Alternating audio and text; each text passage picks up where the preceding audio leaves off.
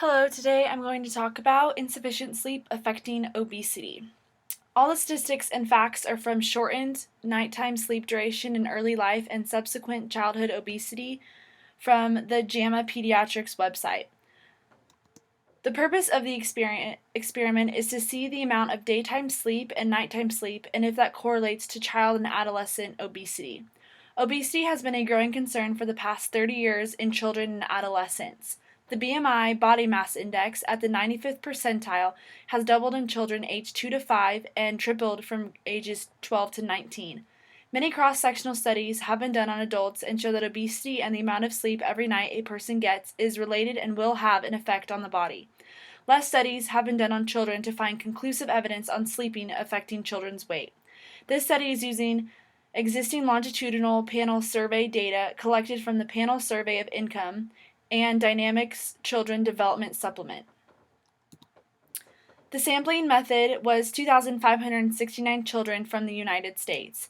822 were aged 0 to 59 months, which is roughly 0 to 5 years old, and 1,108 were aged 60 to 104 months, which is about 5 to 13 years old. The kids in the study had to be overweight or obese.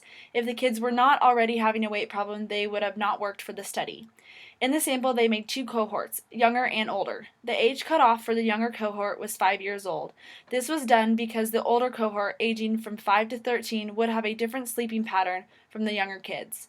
The main reason was because many of the kids stopped taking naps after 5 years old.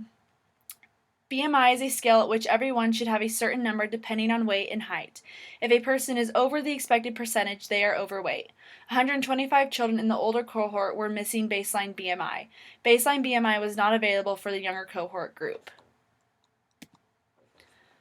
The design study was a cohort prospective study. This study is a prospective cohort, which means it was done over a period of time following similar people or families with one differing factor. Dependent variable was BMI converted to age and sex-specific Z-scores using 2,000 growth charts published by the CDC. Height and weight were measured when the study was finished.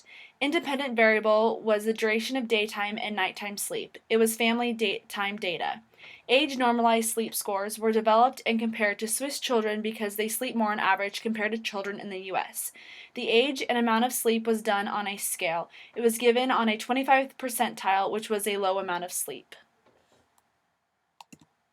The study findings. The older cohort was 36% obese or overweight and slept 9.7 hours per night. The older cohort had a lower number of only 12 minutes of nap time during the day at baseline. The group either went from a normal weight or to overweight or from overweight to obesity.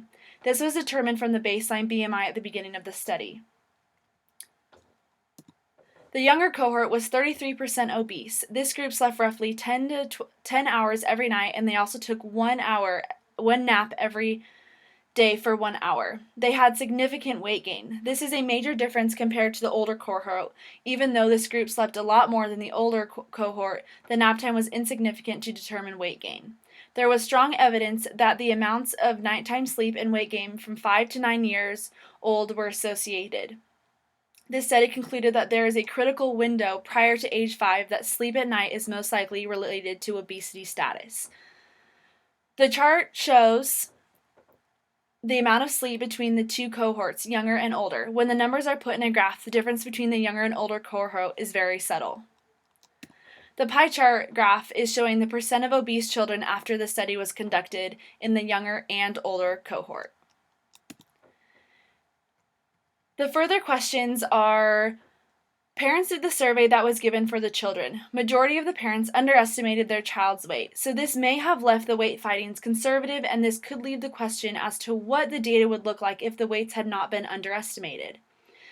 The survey did not take into consideration the data for exercising or dieting. These two things have a serious effect on sleeping. If exercise and diet were included in this study, it could have led to more specific and possibly different outcomes. And these are my sources. Thank you.